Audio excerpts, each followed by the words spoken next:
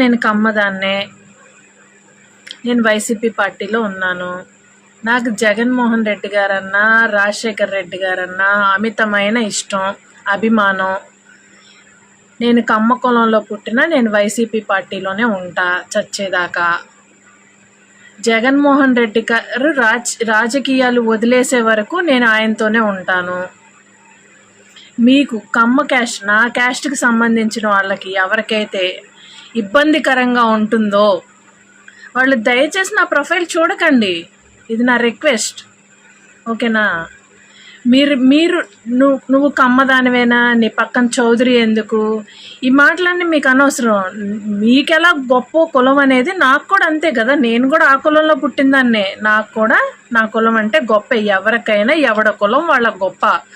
నేను పెట్టుకుంటా, చౌదరి అని పెట్టుకుంటా నా పేరు పక్కన. చౌదరి అయినంత మాత్రాన అచ్చంగా మీ చంద్రబాబు నాయుడికే భజన చేయాలా ఏంటి?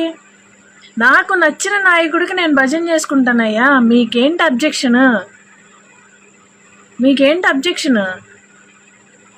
నాకు నచ్చినట్టు నేను నా నాయకుడికి నేను చేసుకుంటాను.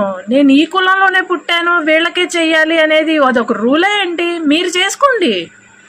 మీరెందుకు నా ప్రొఫైల్లోకి వచ్చి నువ్వు కమ్మదానివా, నువ్వు కమ్మ పుట్టకు పుట్టావా, ఇంకా రకరకాలుగా మాట్లాడుతున్నారు.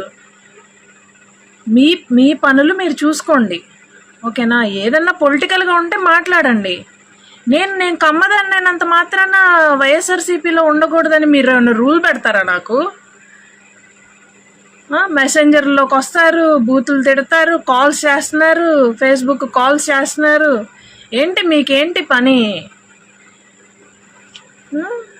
మీరెలా కమ్మ పుట్టకలో పుట్టారో నేను కూడా అంతే కమ్మ పుట్టకలోనే పుట్టా. మీకు ఎట్లా ఉంటుందో రోషం, పౌరుషాలు నాకు కూడా అంతే ఉంటాయి, ఓకేనా? ఏ కులంలో ఉన్న వాళ్ళకి ఆ కులానికి సంబంధించిన వాళ్ళకి వాళ్ళకు ఉంటుంది, ఆ కెపాసిటీ ఉంటుంది, ఓకేనా? మీరేదో నా ప్రొఫైల్లోకి వచ్చి నన్ను బూతులు తిట్టడం, నా పక్కన చౌదరి ఎందుకు అని అనటం, ఇవన్నీ మానుకోండి. మీ నాయకుడికి మీరు ఎలా చేసుకుంటారో నా నాయకుడికి నేను అంతే చేసుకుంటా. ఇది ఈ పోస్ట్ అనేది నేను ట్యాగ్ చేసి పెట్టుకుంటా. ఫస్ట్ అదే కనపడిద్ది మీకు, దొబ్బేసేయండి నా అకౌంట్లో నుంచి.